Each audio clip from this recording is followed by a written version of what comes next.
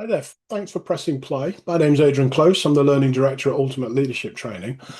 I've just launched a leadership pathway and I wanted to explain a little bit more about what it is, why I've done it, and how it can impact your team leaders.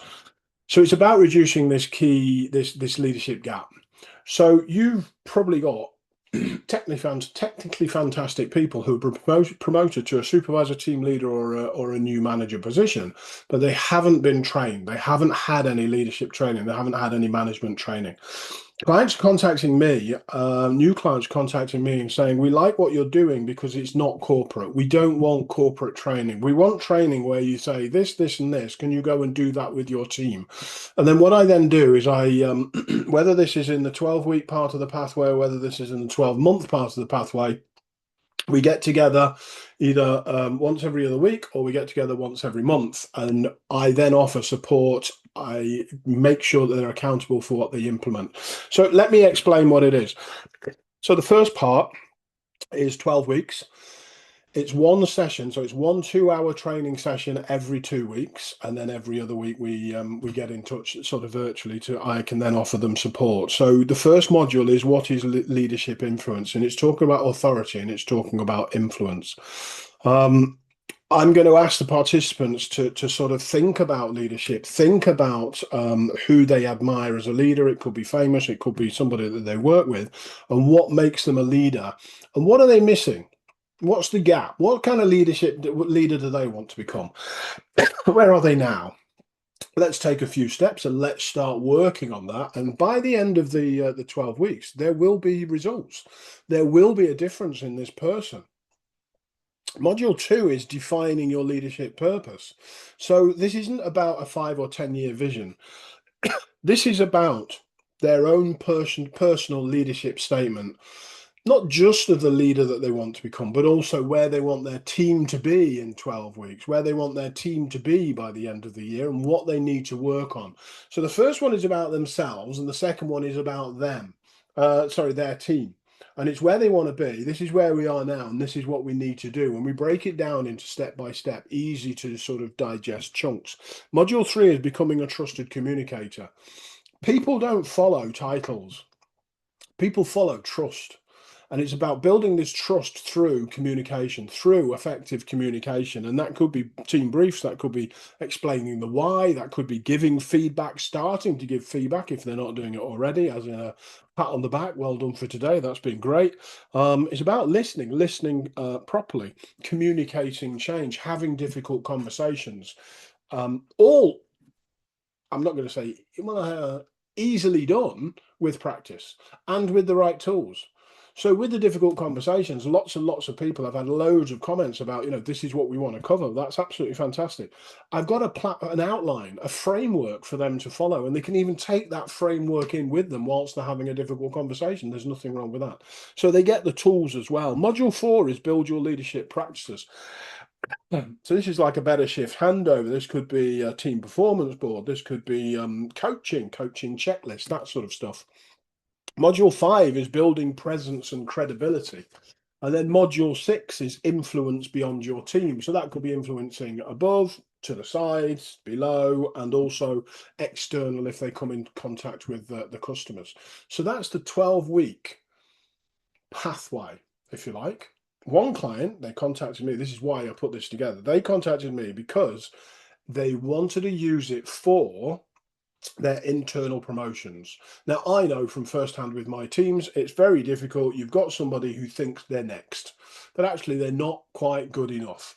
So what this pathway is for is to put them on there, and then their managers, the person that's doing the promoting, can see whether or not they're serious. Well, are they serious in learning leadership skills? Are they serious in implementing what they're sort of going to learn? If they're not, they don't get they don't get the promotion.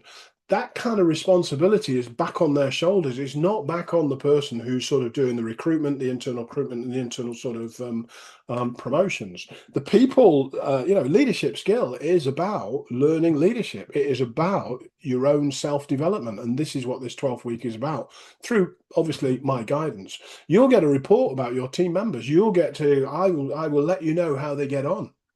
I will let you know week by week about what it is that they're supposed to be implementing so that you can keep an eye out for, I don't know, behavioral change, for example, after module two. So if, for those that have that pass and qualify from the client that I've just sort of mentioned, they qualify, then they can qualify to move on to the 12-month academy. So the 12-month academy, there is 12 modules, one a month. It's a forced linear position. So they will, once you sign them up for the academy, then they have to do month one. It doesn't mean that they sit in front of the computer all the time.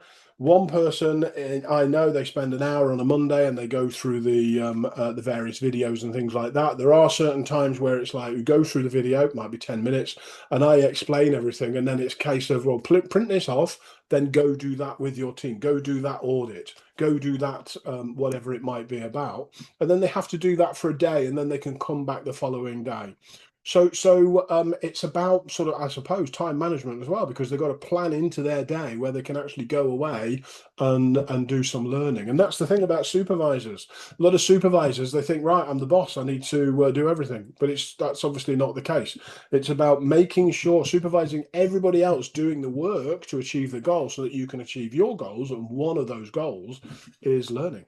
So module one, this is in the 12-month academy. So module one is safety and quality leadership. Now, I used to deliver health and safety courses for HSE. That's not what this is about. It's about the person development. It's leading by example on safety and quality. It's about stopping the line confidence, escalation discipline, reinforcing standards without blame, challenging shortcuts, and there's loads more in it. So it's not the HSE, it doesn't replace anything like that. And this is a little bit more about the person. So they find it a little bit more interesting. That's all I'm going to say with that one. Module two, daily management and operational discipline. Effective shift handovers, visual management boards, short interview control, daily accountability routines, follow-up actions, lots and lots of daily management and operational discipline. It's about them turning up with a game face on. This is Adrian. This is Adrian, the manager, and this is what you expect every single shift type thing. That's what I developed from when I was a team leader, went up to management. Module three is about communication across shifts. So it's giving clear instructions. A lot of it is around clarity, confirmation loops and closed loop communication, reducing handover errors. This is also where we're going to look at different behaviors. Some people find it more difficult to communicate with somebody else because of different behaviors. And we use disc psychometric testing in there, and then each person will get a deeper report. They will get a report that I will put together for them. And then when we do get together at the end of the month, that again is something that we can focus on. Module four, month four, is managing time and productivity. That's what it's all about being more productive. I can guarantee, I did this with a group of farmers. It was awesome. I was on a training course with a group of farmers, and I said, I can guarantee you that I can save you 2 hours, or I can create 2 hours of extra productivity. And they honestly laughed at me and said, no way. And then I said, well, I will bet you my fee. I will give you back my fee if you do not save, each of you, I think there was about 8 or 9 of them in the room, each of you don't save you 2 hours. They all saved 2 hours or became 2 hours more productive.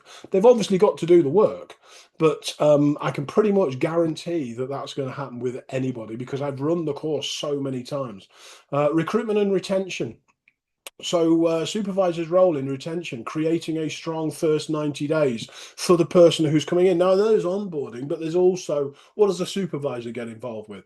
Building team belonging, recognizing good work, that sort of stuff. So that's in the recruitment and retention.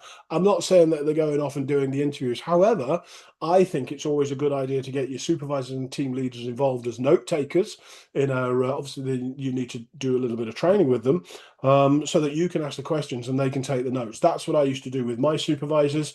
And then when they go up to managing a team, they know what good looks like. They know how to run an interview, if you like. Module 6 is coaching and difficult conversations.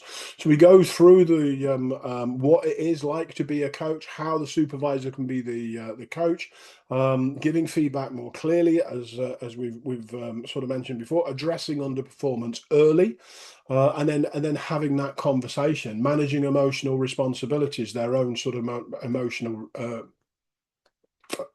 What did I say? Yeah, managing their own emotions. Okay, module 7 is leadership skills and leading former peers. So it's how they can manage their mates. You know, if they've worked with them before and they've moved up into supervisory, then this is leadership skills. They will have learned some of this from the first 12 weeks, but this goes a little bit deeper into it. Module 8, month 8, is problem solving for supervisors. And then we've got module 9 is managing stress and building resilience. Module 10 is leading change in industrial environments. One thing that I've always been told or asked when I speak with new clients is, could you just describe your training? My training is non-corporate. So for example, I use change management as an example. When I go on change management courses to how to manage change, they talk about and the big focus is about the change curve. That's not teaching me how to manage change. It's teaching me how people feel during the change. So if I have a framework, which I do, which is what I share in this module, if I have a framework of how to manage change, then people aren't going to go through or as deep that change curve. So yeah, the change curve's great, but it doesn't teach you how to manage change. So I never really understood why they put it onto training courses. Well, they do, but not as a huge focus. Module 11 is the supervisor's role in HR. This is the one that scares people because they think, oh my God, they're going to be running the HR department. It's not. It's just what's their role in people management. It's absence and timekeeping. What do they do about it? I'm not going to give them anything that you don't want me to give them. I'm going to give them, what is absence management? And then the caveat in that is go and have a look at your policy before we get together at the end of the month. I have an awesome activity that they will be doing as well. So the activity, and if you want a copy, I'll send it you because you can do it with your other team and your managers and things. And it's a maze.